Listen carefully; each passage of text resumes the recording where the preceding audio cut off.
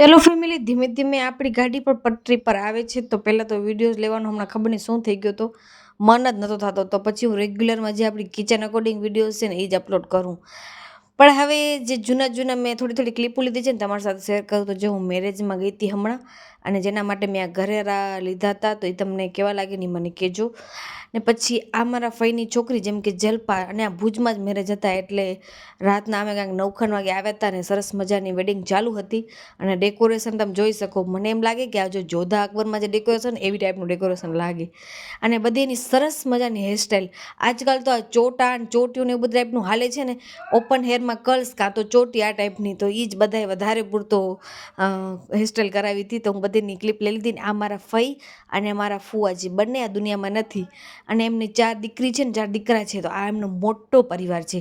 સરસ મજાનો અમે લગ્ન એન્જોય કર્યા, અને ડેકોરેશન પણ એકદમ મસ્ત હતો. તો મેં કીધું હાલો અહીંયા કાને 1-2 ક્લિપ લઈ લઈ, અને હવે આપણે હાલશું ઘરે. તો ચલો બાય, ગુડ નાઇટ.